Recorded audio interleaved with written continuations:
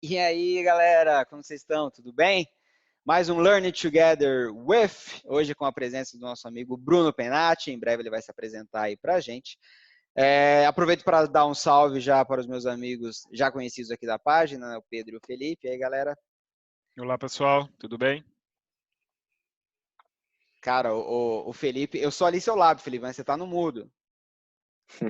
Olha só, Estou, de fato, você perdão. encarnou o nosso memezinho da página. Desculpa, estava Pois no é. mudo. É que um asterisco tem um cachorro aqui, então eu tô deixando no mudo e eu tenho que apertar para falar, perdão. Sem problema. Bom, e hoje aqui com o nosso amigo Bruno Penati, em breve ele vai se apresentar aí para vocês entenderem, né, a presença dele aqui na página. A gente vai falar de algo hoje que é muito diferente para a gente, nós não abordamos esse assunto na página, longe disso, até porque a gente nem teria subsídio para fazer isso. Então o Brunão, quando ele surgiu aí para conversar com a gente, eu sei que ele gosta muito desse tema, né, até dei uma forçada para que ele falasse sobre isso, porque é algo que eu também tenho curiosidade aí de entender mais, né? Sei que o Brunão gosta de falar bastante sobre isso. O nosso tema hoje é teoria dos jogos, e não são jogos de videogame, até onde eu sei. A gente vai entender melhor a relação disso aí com tudo aquilo que a gente estuda aqui na página também. Beleza, Brunão? Você quer se apresentar aí? Aproveita para dar um salve, já emenda aí a sua apresentação pessoal, enfim, quem é o Bruno Penati? Boa. Bom, pessoal, então como vocês comentaram, né, eu sou o Bruno Penati, eu trabalho com gerenciamento de projetos focado em transformação digital em compras, então os exemplos que eu vou dar vão ser bastante focados em tecnologia e compras.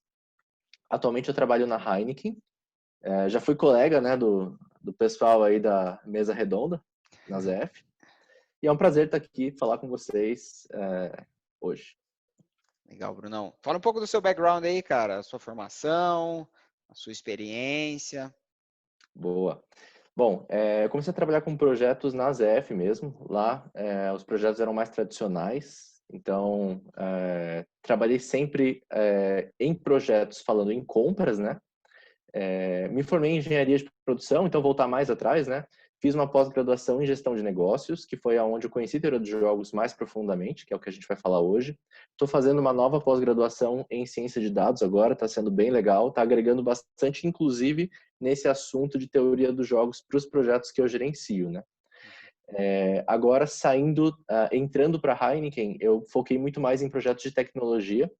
Foi uma diferença bem legal, mas que eu não vou me aprofundar aqui, vou falar mais durante a nossa conversa. Mas foi uma mudança bem bacana, assim, no modo de gerenciar escopo. Eu lembrei bastante de vocês, assim, com os novos projetos. Mudança de escopo é uma coisa muito comum nesses projetos que eu gerencio hoje. Então, eu lembrei até de um meme que você mandou uma vez sobre mudança de escopo, né? Que era uma das piores coisas que pode acontecer na gestão de projetos.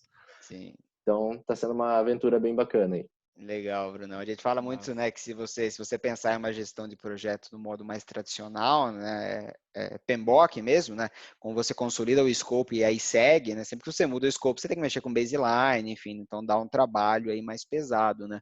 O Bruno, como tem hoje práticas mais ágeis, mais interativas, né, que você consegue trabalhar aí com ondas sucessivas, né, então você consegue fazer algumas coisas para minimizar essa dor, né, ele vai falar também um pouco aí dessa vida aí para controlar esse escopo.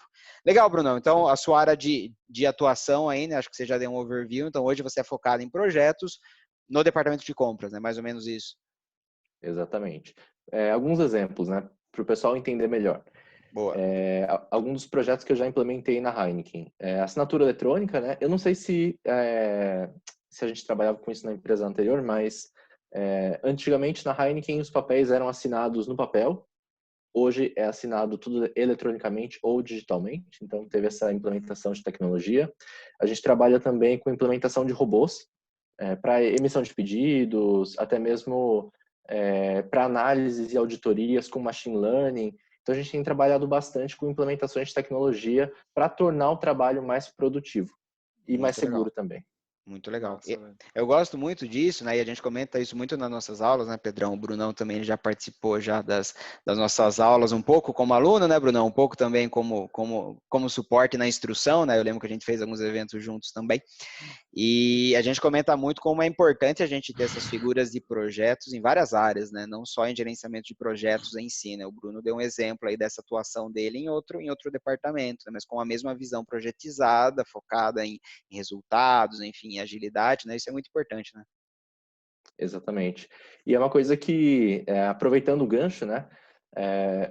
Quando você trabalha num departamento que não por exemplo, um PMO formal, Uhum. esse conhecimento tradicional, e até estou adiantando um pouquinho a apresentação, Em paz. mas quando a gente fala de teoria dos jogos em gerenciamento de projetos, ou até eu vou trazer um pedacinho de storytelling em gerenciamento de projetos, você está trazendo ferramentas diferentes e que não são tradicionais.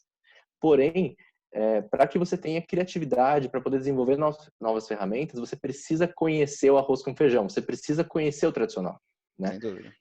Então, não tem como você inovar sem você conhecer, de fato, o que é gerenciamento de projetos. Então, esse tipo de conhecimento, quando você traz esse conhecimento consolidado para um departamento que não é projetizado, o departamento ganha muito, porque você implementa ferramentas que parecem muito avançadas, mas na verdade são básicas, né? Desde uma gestão de risco até uma gestão de portfólio, que vai ter muito a ver também com a apresentação, que eu vou fazer para vocês hoje. Então, de fato, essa consolidação do conhecimento tradicional é muito importante para desenvolver novas técnicas, né? Legal, Brunão, perfeito, cara. E aproveita aí, né, já que a gente já está entrando no tema, né, como que você se interessou por essa área aí de teoria dos jogos, né, esse tema, na verdade, né, como que você olhou isso e falou, cara, né, isso é interessante, isso vai agregar no meu dia a dia, como que foi essa relação? Boa. Bom, a primeira coisa assim, desde sempre eu tive muito interesse em teoria dos jogos, tá? É até importante comentar o que não é teoria dos jogos. Teoria dos jogos não é gamificação. Então o pessoal confunde bastante essas duas coisas. Eu uso um pouco de gamificação no meu trabalho, eu acho que é muito importante e dá para relacionar as duas coisas. Mas teoria dos jogos, eu dividiria em duas vertentes muito importantes, tá?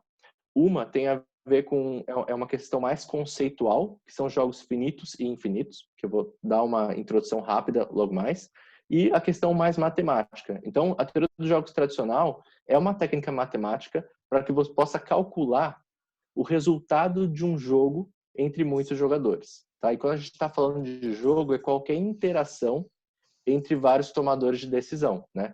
Então, por exemplo, vou dar um exemplo bobo aqui, né? Você até comentou do videogame. Jogos podem ser esses jogos também, né? Podem ser jogos de diversão, um xadrez, um videogame e tal, mas qualquer interação, negociação, gerenciamento de projetos, dependendo do projeto, também é um jogo, né?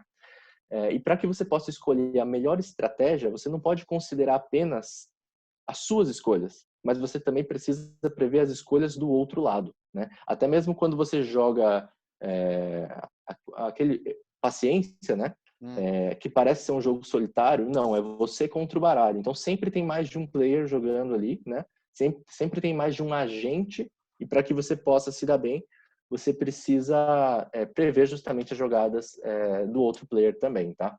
Muito E quando legal. a gente fala de jogo e aplicação, teoria dos jogos tem muita aplicação em negócios, tá? Então, em negociação, definir qual é o melhor leilão para se fazer de compra e venda, posicionamento, por exemplo, por que o Burger King sempre constrói uma loja do lado do McDonald's? A teoria dos jogos explica por quê. Tem a ver com estratégia de posicionamento, né? E até mesmo militar. Então, muitas missões militares consideram teoria dos jogos para poder tomar as decisões ali na hora. Show de bola, cara, que interessante, hein? Excelente. E como eu me interessei, né? Pois Na é. escola, eu não era muito bom em matemática na escola, né? Depois fui fazer engenharia e me interessei. Eu fiz outras faculdades, mas é uma longa história para um outro dia, né? Comecei a gostar de matemática depois, né? Que eu entrei na faculdade. Mas eu gostava muito, eu li uma vez que era possível você prever as jogadas do Joaquim Pô através dessa técnica que é a teoria dos jogos. Caramba, hein? E aí eu fiquei muito interessado, só que eu não entendi, né? A teoria era muito avançada enfim, eu não entendi na época. E eu revisitei esse assunto depois da minha faculdade, no final da pós-graduação em gestão de negócios. Aí eu estava, né, indo para o final do curso, não sabia muito bem qual TCC eu ia escolher, né? Eu quis fazer um curso que não fosse de gerenciamento de projetos, porque eu queria ampliar o meu leque de ferramentas justamente para poder gerenciar projetos de uma forma diferente, né? Uhum. Então, o meu TCC ainda estava muito enviesado, né, com o meu trabalho de gerenciamento de projetos, então ele foi recusado e buscando eu relembrei desse tema, né, de gerenciamento de teoria dos jogos, né. Uhum. Então eu abordei esse assunto mais a fundo e esse foi o meu TCC. Então foi a época que eu estudei bastante teoria dos jogos e continuei aplicando aí em gerenciamento de projetos. Chique, muito bom, cara. Bom, acho que você falou um pouco do que não é, falou um pouco do que é. Exato. Como que você relaciona essas áreas, enfim, o que que você traz aí para a gente de ganho mesmo dessa utilização? Boa. Seguinte, eu comentei que existem duas vertentes, né? Na verdade, existem muitas, mas eu trouxe aqui duas principais como isso funciona na minha cabeça, né? Como eu divido. Uhum. Eu deixei um material de suporte para o pessoal se aprofundar melhor depois, tá? Tem um livro muito bacana, da década de 80, e um vídeo bem recente que você já deve ter ouvido falar. Tem um cara chamado Simon Sinek, que ele ficou super famoso no TED Talks, que ele fez aquele vídeo The Why, né? Acho que é do Golden Circle of Communication. E ele também fez um vídeo no Google Talks a respeito de jogos finitos e infinitos baseado nesse livro. Então, eu vou deixar todas as referências aí para o pessoal, tá? Mas, Perfeito. basicamente, quando você entra em teoria dos jogos, antes de você entrar na matemática, você vê que existem dois tipos de jogos, tá? Jogos finitos e infinitos. Qual que é a diferença entre esses dois? Os jogos finitos são jogos que têm regras estabelecidas, o número de jogadores e os jogadores são conhecidos, e ele tem um tempo para começar e um tempo para acabar. Por exemplo, xadrez. O xadrez você sabe quando o jogo começa, você sabe quando ele termina e você sabe quem é o seu oponente. É 1 contra 1 e o resultado é claro.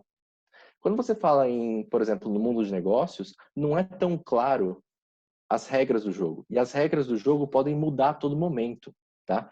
Por exemplo, você está lá gerenciando um projeto para entregar um eixo agrícola. E você tem algumas regras pré-estabelecidas. O que eu posso fazer? Que tipo de tecnologia eu posso utilizar, né, para alcançar um preço determinado? De repente, a engenharia tem uma ideia de diminuir uma parede de uma peça ou de mudar o design de uma peça, o que pode fazer toda a diferença. Ou seja, uma nova regra foi implementada ali de última hora. E você também não sabe quem são todos os players. Você pode mapear quem são os seus principais As partes concorrentes, né? interessadas, os stakeholders, né? Exato, mas sempre pode aparecer um novo alguém. Sempre pode aparece. aparecer um novo concorrente, com um preço melhor, com uma nova tecnologia, né? Então, o mundo dos negócios é um jogo infinito, tá? Então, é muito importante que as empresas elas joguem conforme esse jogo infinito, né? Daí, falando um pouco sobre isso, o que você percebe? Uma empresa, dentro desse jogo infinito, a questão é, no jogo finito você pode ganhar, tá? No xadrez você pode ganhar. No jogo infinito, você não ganha, você sobrevive, tá? Então, muitas empresas, elas abrem e vão falir também, mas o jogo vai continuar. E se você jogar com mindset de jogador finito, com certeza você vai perder. Que profundo. Legal isso, né? Porque muito você não pode ganhar, mas você pode perder. Você pode perder. É Exatamente. bem tricky, Muito mas é legal. bem legal. Tô bem interessado. Legal. Bem legal, né? Quando que você perde nesse jogo? Quando você não tem mais recursos para continuar jogando, tá? Então, pode ser que, em determinado momento, a sua empresa esteja em primeiro lugar. E tudo bem se depois você não esteja mais em primeiro lugar. O que importa é você continuar no jogo, tá? Uma coisa importante é que, nesse jogo de empresas, muitas vezes, empresas vão precisar cooperar, mesmo que sejam concorrentes, tá? E aí que entra gerenciamento de projetos e o mindset de jogo infinito para gerenciamento de projetos. E eu trouxe um exemplo aqui, tá? Muitas vezes, o escopo ele vem fechado para o gerente de projetos. Por exemplo, você precisa entregar, e mesmo assim não é tão fechado assim, né? Você precisa entregar esse produto. Isso pode acontecer. Só que às vezes chega um problema na sua mesa e você precisa encontrar uma solução. Ou seja, você vai montar o escopo ali na hora. O seu cliente, às vezes ele não sabe o que ele quer. O seu diretor, ele não sabe o que ele quer. Ele só sabe que ele tem uma dor, que ele tem um problema. E aí você precisa montar um projeto do zero, montar o escopo, atender o desejo dele. Até tinha trazido uma brincadeirinha, mas a gente entrou já no assunto. Mas depois eu faço a brincadeira se der tempo, tá? Mas muitas vezes você precisa, então, chegar num escopo. E eu trouxe um exemplo.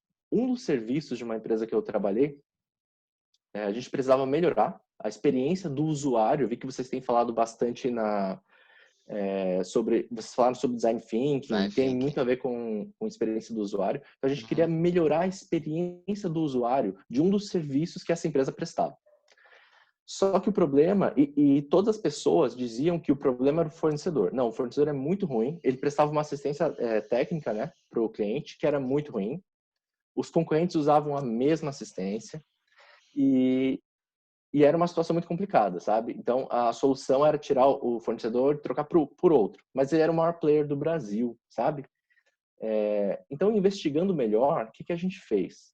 A gente começou a fazer umas pesquisas de mercado, falamos até com a nossa concorrência para entender melhor o cenário. Olha só, aí são empresas cooperando pelo bem mútuo, tá? Então, às vezes, você pode cooperar com a sua concorrência para que ambas sobrevivam, né?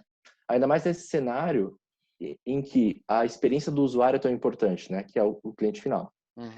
E nós fizemos também pesquisas com empresas que são de outro ramo. Isso é muito importante. Em gerenciamento de projetos, você pode olhar para o lado, tá? Que é muito importante você estar inteirado, falando com pessoas de outros ambientes, né? Sem dúvida. Eu participo de vários grupos e em um dos grupos que tinham startups, eu comentei, pessoal, alguém tem uma solução para esse problema? E a gente conversou também com empresas do tipo, a gente conversou com a Uber, conversou com o Mercado Livre, que são empresas que, assim, têm um atendimento muito bom, oferecem uma experiência muito boa para o usuário, sabe? Porque a gente estava pensando e essa startup, ela uberizava o serviço. Ou seja, ao invés de você ter um corpo inteiro de assistência técnica, você poderia ter um serviço do tipo Uber. Olha só, uma mudança total de paradigma. Ao invés de ter uma equipe, agora você estava contratando esse tipo de serviço, né? E montamos ali um conjunto de regras para essa implementação, né? Então, esse é um exemplo que a gente foi para o mercado, colaborou com a concorrência, colaborou com players que nem eram do mesmo segmento que nós, com esse mindset de jogo infinito. E tem outros exemplos também que a gente poderia dar, mas essa questão de você realmente olhar para fora e colaborar com outras empresas, isso pode trazer inovações bem legais para o negócio dentro dos projetos. Sem dúvida. E olhando em projetos, né, a gente tem muito essa ideia mesmo, né? Até o Brunão comentou, né, de fóruns, grupos que a gente participa. Isso é muito comum da nossa área, até porque a gente está buscando ferramentas que funcionem, ferramentas que valorizem o nosso trabalho, que melhorem os nossos resultados, né? O melhor comparativo, né, comparativo que é bem conhecido e que a gente sempre faz mesmo, é o da caixinha de ferramentas mesmo, né? Então, é o líder de projeto ter aquela caixinha de ferramentas e ele ir agregando conhecimentos, alternativas, estratégias que ele coloca dentro dessa caixinha e quando ele é exposto a uma situação, ele abre essa caixinha e ele vai entender o que ele vai usar lá, né? E muitas dessas práticas vêm de inúmeras áreas mesmo, né? Isso é uma das grandes belezas dessa nossa área de projetos mesmo, né? Ele facilita esse benchmark, né? Ele fomenta esse benchmark, né? Ele deseja isso. E isso faz também que os profissionais de projetos, né, alguns deles aqui, busquem sempre essa atualização, porque você sabe que o mercado está andando, então você tem que estar sempre acompanhando, você está sempre de olho em melhores práticas, e aí a gente quer levar isso para a empresa, né? Isso é muito legal desse perfil nosso, né? A gente vê, descobre algo, pô, cara, quero fazer. Né? É mais do que, pô, vi algo, que legal, né? E deixa lá na lousa, deixa lá no livro. Não, a gente quer tirar isso, de fato, materializar, né? Como o Bruno fez com a teoria de jogos e outras práticas que ele já comentou. Isso é algo que realmente faz a profissão ser muito rica, né, Pedrão? Dá sua visão aí também. Eu gosto muito dessa ideia de caixinha de ferramentas, né? Que quanto mais cheia a sua caixa de ferramentas tiver, mais preparado você tá para N problemas que você vai enfrentar ao longo da sua carreira, né? E essa caixa de ferramentas, de fato, exige uma atualização, né? Existem ferramentas novas, ferramentas de empresas, muitas vezes que vivenciam ou que já vivenciaram por conta do ramo que elas atuam, né? Já vivenciaram situações parecidas, né? E eu acho que acho que a humanidade como um todo, ela vive quebrando paradigmas, né? Existem ciclos em que todo mundo sempre fica muito focado numa metodologia, né? Ou, por exemplo, o ramo automotivo, né? Sempre foi ali vou usar termos mais simplistas, né? Mas é tudo muito quadrado, né? Quadradinho, norma, porque exige, né? Segurança, repetibilidade, produtividade. Mas agora eu estou vendo que o mundo está demandando inovação, agilidade. Então, eu sinto que o mundo automotivo agora ele está tendo que buscar em outros mundos atualização, né? E acho que isso é fantástico, né? Uma hora o automotivo foi o benchmarking, hoje ele não é mais, talvez.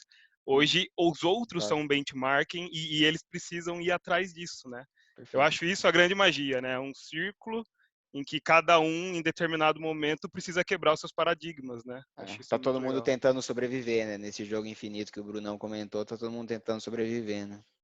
Perfeito. Falar alguma coisa, Felipão? Na verdade é uma conexão muito rápida, que tudo que a gente está falando aqui me remete ao que a gente falou com o Felipe sobre generalistas e especialistas. Uau, Né? verdade. E essa abertura de caixa de ferramentas e opções nos faz lembrar, ou me fez lembrar do que a gente falou lá, então fica também a sugestão de quem não viu, dá uma olhadinha lá, vai ficar E tá bacana. tudo junto, né? Tá tudo. É impressionante como as coisas se conectam, cara. É muito legal isso. Muito legal. Exato. E uma diferença que, assim, as habilidades do gerente de projeto se confundem muito com de um líder, né? Um diretor, um Totalmente. gerente de equipe.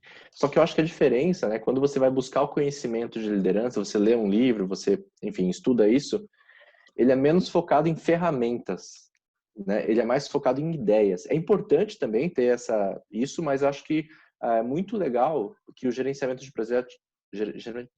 projetos te dá ferramentas para aplicar aquelas ideias.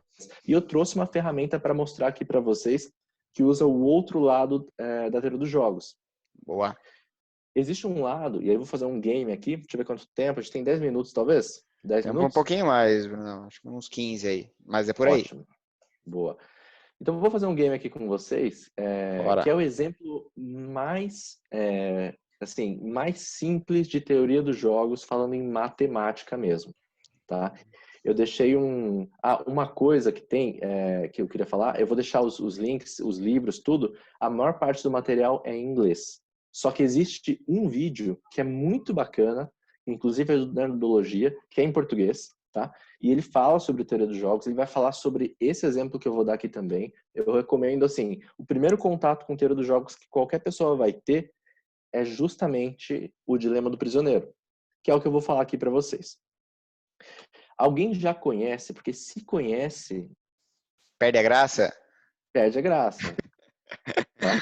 Se tiver que fazer muita Não conta. conheço. Vai lá, não conheço, não. Pode seguir, pode seguir. Tá. Então, assim, vou contar a historinha, tá? Bora. Deve Gosto de participam historinhas. comigo. Deixa eu... Opa, fui compartilhar a tela, parei meu vídeo aqui. Deixa eu compartilhar na tela. Excelente. É esse botão mesmo, cara. Aí. Vamos ver. Me avisem se vocês estiverem vendo, e aí todo mundo vai ver também, né? Exato, estamos vendo. Boa. Bom, pessoal, a historinha é a seguinte. Aqui, vocês estão vendo esse quadrado aqui também? Então, né? Tem as Sim, pessoas? tem. Mas pode deixar aí, fica bom. Boa. Não, vamos deixar ele aí. É só para tirar ele da frente do hominho aqui. Ah, beleza. Boa. Beleza. Pessoal, é o seguinte. A história é a seguinte. Imagina assim, tem duas pessoas, dois ladrões de banco, tá? São parceiros ali no crime. E eles vão lá e roubam um banco. Passa um tempo, a polícia pega os dois e prende os dois, cada um em uma sala separada, muito importante, sem comunicação um com o outro, tá? Então prendeu os dois, colocou um em cada sala, incomunicável. Uhum. E aí o policial entrou numa dessas salas e foi falar com o carinha azul aqui, tá? Aí a regra do jogo é a seguinte: esse é um jogo simultâneo, tá? Para quem for procurar depois, é um jogo simultâneo. Chegou pro azulzinho e falou assim: vamos fazer esse jogo aí com duas pessoas, vamos fazer com duas pessoas que não são os hosts, então. Vamos falar com o Pedrão e com o Felipão, beleza? Vamos lá. Boa Então, sorte aí, galera. o Confio em policial entrou vocês, lá hein? Lascou. Rafael entrou lá na salinha e falou Pô, eu pro sou Pedro, policial, gostei. falou, Pedrão, é o seguinte, a gente sabe o que você fez, tá? E você tem duas opções. Ou você entrega o Felipão, ou você fica quieto. Se você entregar o Felipão... Peraí, deixa eu só lembrar uma coisa. Tá, então o Pedrão é o vermelho, tá? É o rosa aí, vermelho e rosa. Se você entregar o Felipão e o Felipão ele ficar quieto, se você entregar o Felipão e o Felipão ficar quieto, ele vai preso durante 8 anos, só que você sai livre. Então, se você entregar o Felipão e o Felipão ficar quieto,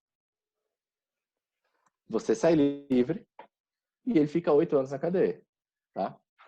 Porém, se vocês dois ficarem quietos, cada um vai ficar 1 ano na cadeia, tá? Então, vocês dois ficam quietos. Negócio, tá? Agora, deixa eu só lembrar aqui como que era o outro. Peraí, galera, travou a PowerPoint.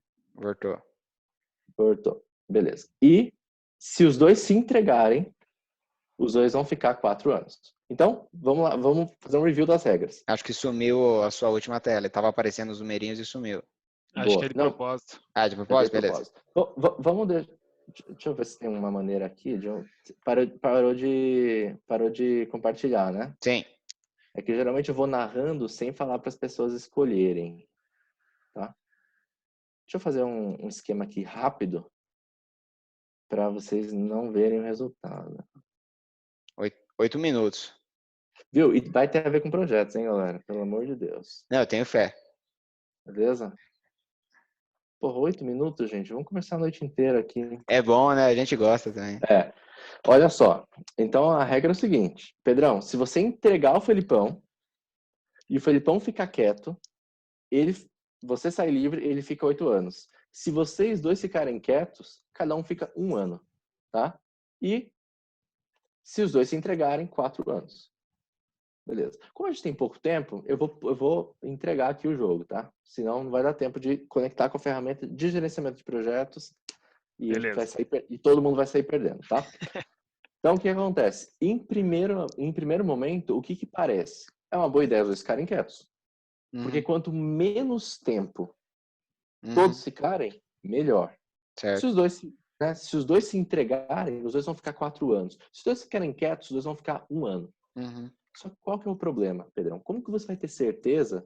Porque você não pode se comunicar com o Felipe. Como que você vai ter certeza que o Felipão vai escolher a estratégia de ficar quieto? Você não sabe, tá? E aí existe um cálculo rápido aqui que a gente faz, né? Como eu falei, é a maneira mais simples de você fazer esse cálculo, né? No cenário que o azulzinho aqui entrega, ou ele vai ficar 0 anos na cadeia, ou 4 anos. Tá? Então, basicamente aqui, no cenário em que o vermelho fica quietinho, no cenário em que o vermelho fica quietinho, sempre você vai sair ganhando se você entregar. Tá? Então, imagina assim, ó, aqui o azulzinho aqui, vamos pensar no azulzinho aqui. Se você pegar a média dessas duas estratégias, qual que é a média dessas duas estratégias? São 2 anos. E a média de você entregar? E qual que é a média de você ficar quieto? São 4 anos e meio. Ou seja, a estratégia mais dominante aqui é você entregar. Porque você não sabe se o cara vai entregar ou não. Pega esse detalhe. A média das duas estratégias aqui, quando você entrega, ela é um tempo menor. E o que você quer é o tempo menor. Então, o resultado, se os dois jogadores forem racionais, é que os dois vão se entregar. Porque eles não podem combinar o jogo. Certo. Então, vocês chegam isso se chama equilíbrio de Nash. É quando os dois jogadores, fazendo a melhor jogada possível, escolhem a mesma estratégia. Tá? Então, guarda esse conceito aqui. Agora eu vou mostrar a ferramenta que tem a ver com coleta de requisitos e que usa exatamente o mesmo conceito, tá? Então, nesse jogo, os dois estão fazendo uma escolha simultânea, sem ter acesso à estratégia do outro jogador. Isso é muito importante, tá? Um jogo que é sequencial, você tem acesso à estratégia. Por exemplo, xadrez. Um joga, o outro joga. Esse jogo, o Dilema do Prisioneiro, ele é simultâneo. Os dois precisam fazer uma escolha simultânea, tá? É por isso que, por exemplo, delação premiada funciona. Quando você pega, né, políticos de vários partidos ou de várias empresas, empresários de várias empresas, o benefício de você entregar é tão bom que não tem como você não entregar. Isso tem a ver com os resultados possíveis, né? Então, eu vou fazer aqui um compartilhamento de tela para coleta de requisitos. Vamos lembrar que, me avisa quando vocês estiverem vendo. Vamos lembrar que nem sempre o escopo ele já vem definido do seu cliente interno. Então, aquele diretor que quer que você traga um novo serviço, por exemplo, eu preciso melhorar uma assistência técnica, ou eu preciso melhorar um determinado departamento, ou eu preciso desenvolver um produto novo, nem sempre esse escopo ele vem correto, né? Ele nem sempre vem definido. Às vezes ele vem assim, me entrega um novo produto e ele precisa custar até tanto, mas nem sempre é assim. Vou citar um exemplo. Recentemente, a Eisenman, e esse vídeo é público, eu também vou colocar no link, eles lançaram uma propaganda toda feita em stop motion. Vocês conhecem essa técnica de stop motion? Então, as fotinhas vão se movimentar. Vou deixar o link aí pro pessoal. Bem legal, inclusive, bem legal. É uma técnica muito legal. Não sei se vocês viram esse comercial, mas era muito importante que fosse justamente stop motion. Só que o stop motion é muito caro. Então, assim, a prioridade para esse projeto não era se custar barato, era que fosse em stop motion, né? Por quê? Porque tudo isso trazia o conceito artesanal da cerveja. Então, a intenção da Heineken era passar essa mensagem de uma cerveja artesanal. E o stop motion você faz com as próprias mãos. Então, teve todo um lance de marketing aí. Então, como é que funciona essa ferramenta aqui? Vocês estão vendo, né? Sim. Então, assim, primeira coisa. 2 minutos, hein, Brunão? Vamos ver o seu poder de síntese. Beleza. Aí, hein? Beleza. Então, como é que funciona? Você vai colocar aqui os principais requisitos. Vamos pensar nesse exemplo. Preço, quanto vai custar. Inovação. E vamos colocar assim, imagem de ser manual. Stop motion. Certo? Colocou os 3 requisitos possíveis aqui. A pessoa do outro lado não vai estar vendo a planilha aqui, tá? E aí você vai fazer uma entrevista com essa pessoa. Você vai só verbalizar. Então você vai perguntar para ela, por exemplo, assim: para você é mais importante inovação ou preço? Né? Ou você coloca isso numa forma de frase, tá? A pessoa não precisa saber que tem essa planilha aqui. E a pessoa fala assim: olha, para mim é mais importante inovação. E você, né, tem essa escala aqui de mesma importância ou importância extrema. Para mim é extremamente mais importante. Aí tem as opções aqui, por exemplo, um nono. Então, muito mais importante a inovação. É mais importante, aliás, vamos colocar aqui para 1/5, tá? Só para esse exemplo. É mais importante ser stop motion ou custar barato? É mais importante ser stop motion. Muito mais, é crucial. Então, você vai pôr 1/9. É mais importante ser stop motion ou ser inovador? Ser stop motion. Em 1/7. O que aconteceu aqui? Se a gente tivesse mais tempo, eu colocava a teoria e comparava com o Dilema do Prisioneiro, tá? Mas a planilha, ela já vai dar aqui os percentuais dos drives do projeto que você vai colocar. Ou seja, muito legal, cara. Nesse projeto vai ser muito mais importante você entregar algo que seja stop motion do que custe barato. E aí você mostra isso pro outro lado, né? Faz a calibração. Se ele estiver ok com esse resultado, você simplesmente copia os valores antigos. E você tem aqui a prioridade do projeto. Coletou os requisitos de uma forma matemática, usando dados. E aqui, enfim, em outra ocasião a gente explica melhor, mas esse é exatamente o conceito do Dilema do Prisioneiro. Ficou claro, Bruno. E, cara, muito interessante. O paralelo para essa escolha dos requisitos é sensacional. Muito legal, Bruno. Exato. Bom, Bruno, quem quiser depois olhar, aqui tá, o Dilema do Prisioneiro tá exatamente aqui, tá? Tá oculto aqui. Quem quiser explorar depois é só explorar. Maravilha. O Brunão vai mandar os links pra gente, tá? A gente deixa também na nossa postagem. Brunão, se puder parar o compartilhamento só pra gente fechar. Olha só, deu até um erro. Rapaz. Stop share. Boa! Maravilha, Brunão. Aproveitamos para agradecer, né? A gente tem pouco tempo aí, estamos correndo. Fica aí o nosso agradecimento, Brunão, Felipão, Pedrão. Peço que compartilhem, continuem, né, nos apoiando. E peço ainda para o Brunão voltar para ele dar mais exemplo aí, né? É um tema que ele gosta, né? Então ele pode ficar aí o dia falando. Então peço aí para ele voltar também para a gente continuar conversando. Beleza? Muito obrigado, agradeço todo mundo aí. O último salve rápido, galera. Valeu! Tchau, tchau. Valeu! Valeu!